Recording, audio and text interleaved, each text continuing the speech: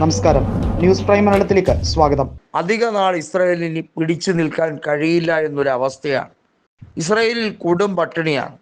അതായത് പല മേഖലകളിൽ, ഗ്രാമീണ മേഖലകൾ കൃത്യമായി തരംതിരിച്ചാൽ, ടെല്ലവീവിൽ തന്നെ നോക്കിയാൽ അവിടെ അടിസ്ഥാന സൗകര്യങ്ങൾ പലതും ലഭ്യമല്ല എന്നാണ് ജനങ്ങൾ പറയുന്നത്.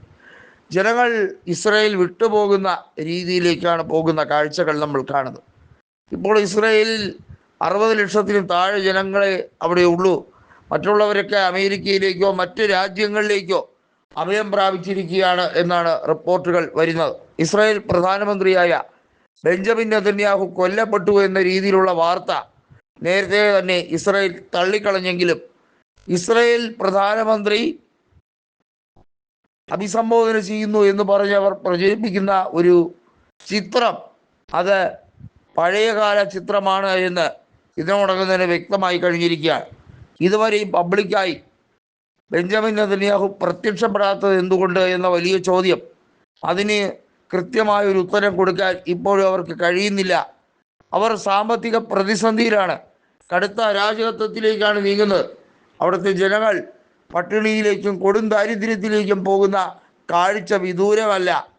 ചുരുക്കി പറഞ്ഞാൽ, വെറുതെ യുദ്ധം ചെയ്ത് ലോകത്ത് മുഴുവൻ അശാന്തി പടർത്തുന്ന ഒരു കൊച്ചു സമൂഹം, അതിന് രാജ്യമെന്ന് പോലും വിളിക്കാൻ നമുക്കാർക്കും കഴിയില്ല.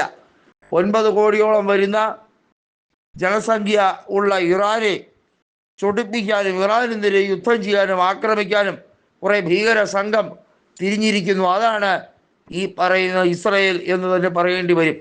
ഒട്ടകത്തിന് ഇടം കൊടുത്തതുപോലെ അവർക്ക് സ്ഥലം കൊടുത്തതോടെ അവർക്ക് മുഴുവൻ വേണമെന്നായി. പലസ്തീനുകാരെ ഉപദ്രവിക്കാൻ തുടങ്ങി. ഗാസ മുനമ്പിൽ അശാന്തി പടർത്തി. എങ്ങും എവിടെയും അവർ വലിയ തോതിലുള്ള നരകതുല്യമായിട്ടുള്ള രീതിയിൽ അവരുടെ വൃത്തികെട്ട അക്രമ സ്വഭാവം പുറത്തെടുക്കുകയും ചെയ്തു. എന്നാൽ അതിനൊക്കെ തിരിച്ചടി നൽകാൻ പ്രാപ്തമായി ഇപ്പോഴും ഇറാൻ പോരാട്ട രംഗത്ത്, അതായത് യുദ്ധരംഗത്ത് നിലനിൽക്കുന്നു എന്നുള്ളത് ഇസ്രായേലിനെ തെല്ലൊന്നുമല്ല തളർത്തുന്നത്. അവർക്കറിയാം, ഒരു രീതിയിലുള്ള അത്യാധുനിക സംവിധാനം ഇല്ലെങ്കിൽ പോലും ഇറാൻ എങ്ങനെയൊക്കെ പിടിച്ചു നിൽക്കുന്നു എന്നുള്ളത്. ആണവായുധമില്ലെങ്കിലും ഇറാൻ എങ്ങനെയാണ് പിടിച്ചു നിൽക്കുന്നത് എന്നുള്ളത്. വരും ദിവസങ്ങളിൽ യുദ്ധം കുറെ കൂടെ സങ്കീർണമാവുകയാണ് എന്നുള്ളതാണ് ഇസ്രായേൽ മനസ്സിലാക്കുന്നത്. പെന്റഗൺ കൊടുത്തിരിക്കുന്ന റിപ്പോർട്ട് അനുസരിച്ച് ഇസ്രായേലിന് സാമ്പത്തിക സഹായം നൽകുന്ന ഉൾപ്പെടെയുള്ള കാര്യങ്ങളിൽ അമേരിക്ക മെല്ലെ പോക്ക് നയമാണ് നടത്തുന്നത്.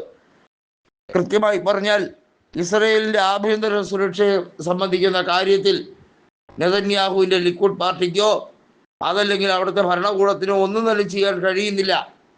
ഇസ്രായേലി ജനത ശപിച്ചുകൊണ്ട് പറയുന്നത്, ഈ നെറികെട്ടവരെ പുറത്താക്കൂ, ഇസ്രായേലിനെ രക്ഷിക്കൂ എന്ന രീതിയിലാണ്. വാസ്തവത്തിൽ റെജീം ചേഞ്ച് വേണ്ടത് ഇസ്രായേൽ തന്നെയെന്ന് ജനങ്ങൾ പറയുന്നു.